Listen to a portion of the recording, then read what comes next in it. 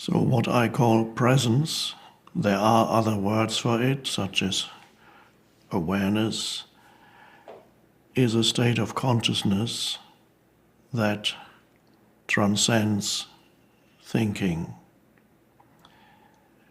You may have noticed that most of the time you have a voice in your head that never stops speaking, and what I call the voice in the head are your habitual thought processes. For many people, the voice in the head, which is the self-talk, is predominantly unpleasant, because for many people the self-talk tends to be, to a large extent, negative. In fact, there are millions of people in this world who are tortured by their own minds, by the self-talk in the head, which of course is the conditioning of their minds. But they don't even know that, because they're so identified with the voice in the head that there's no space beyond from where they can realize that there is a voice in the head, because when they are identified with the voice in the head, they are the voice in the head.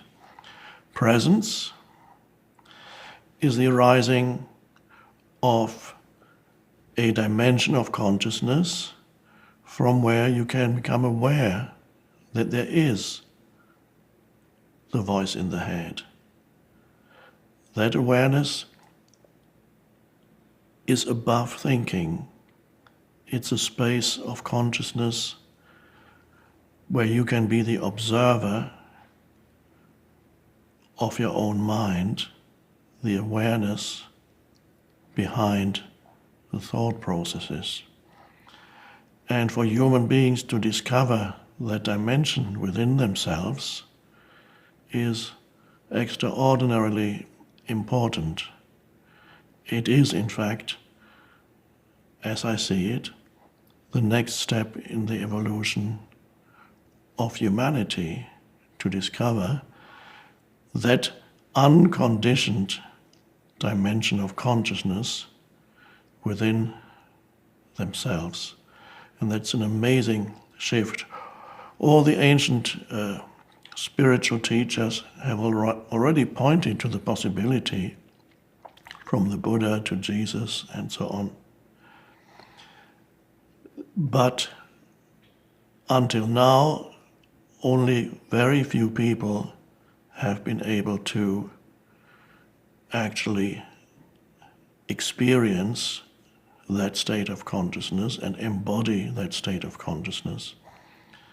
One could say that until now, or until fairly recently, it's been a luxury for human beings to attain that new consciousness, but the world situation that we are at now is so critical. We're faced by so many problems collectively that the transformation of human consciousness, which is what the arising of presence is no longer a luxury, it's a necessity for the survival of humanity. The problems that we are facing, most of the problems, if not all the problems we are facing as a species, are actually generated by our own minds. All the problems are not problems of natural disaster or anything, except disasters that were created by humans. So there is a strong element of, one could almost say, insanity or dysfunction in what I call the old consciousness, the normal human consciousness. It has produced an enormous amount of suffering, quite unnecessarily. And already the ancient teachers have pointed to that. The Buddha said the human condition is one of suffering. And Jesus said what we need is to find the kingdom of heaven within. We need salvation. And only now are many, many humans on the planet, still a minority, but far more than ever before, are ready to enter that new state of consciousness and make presence part of their lives, so that there is a shift, for most people a gradual shift, for a few people a radical sudden shift, from the state of consciousness of being identified with the continuous stream of thinking, a lot of it dysfunctional, as I said, the shift from that to discovering the possibility and the reality of another dimension of consciousness within you, that is the space of presence or awareness. And from there you can observe your own thought processes, and you're no longer trapped, completely identified in the conditioned mind. That's about the most important thing in your life, to undergo that shift. And it's not extraordinarily difficult. It's not, unfortunately, it's not yet knowledge, general knowledge in the mainstream culture, that such a thing is even possible. So the arising of presence is something that needs to happen now. Humans are ready for it. You are ready for it. And as this gradually this new state of consciousness arises in you, you will begin to notice changes in the way in which you react to events in your life, changes in the way in which you relate to other people, and they're all changes for the better. You will find, for example, that situations that before caused you a considerable amount of pain or suffering no longer have the power to cause you that pain or suffering. You'll also discover the amazing truth. You will discover it experientially within yourself. You can verify what I'm saying now by becoming aware of situations in your life and observe how, when you become unhappy in situations, unhappy in whatever form, unhappiness takes on many forms, whether even irritation is a small form of unhappiness, irritation, anger, resentment, many, many kinds of unhappiness, self-pity, and you become aware that the unhappiness in your life, to a large extent, is actually due to the thought processes in your mind rather than the actual situation.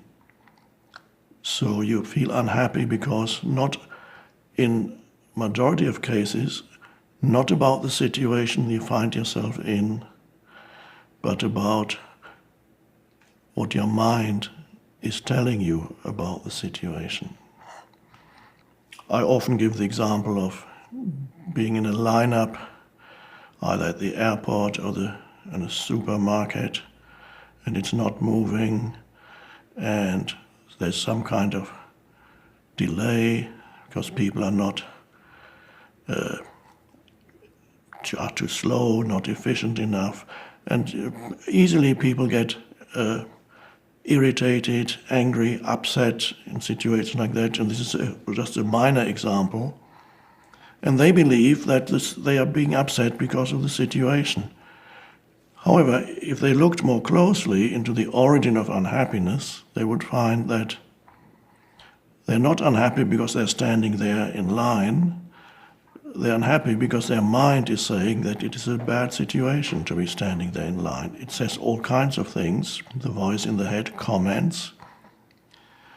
If you could be aware of this, if you were present in that situation, you would become aware of what your mind is saying.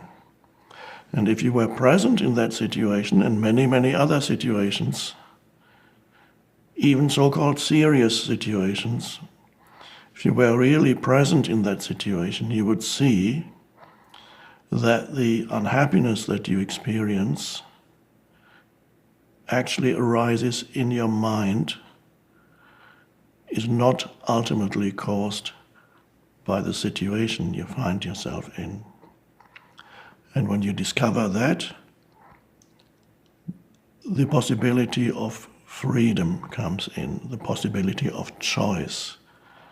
Because now you have the choice. Do I want to continue thinking these thoughts and feeling unhappy, or would I rather be free of that unhappiness in this situation? And then presence arises more strongly, and suddenly you accept this moment as it is, because there's nothing much you can do. And there's a complete shift in the way in which you experience that moment. You'll be free of the burden of unhappiness. This is just one small example of how presence can actually transform your life. And of course, talking about relationships, when you no longer judge people continuously through the conditioned mind, you experience many changes in the way in which you relate to other human beings.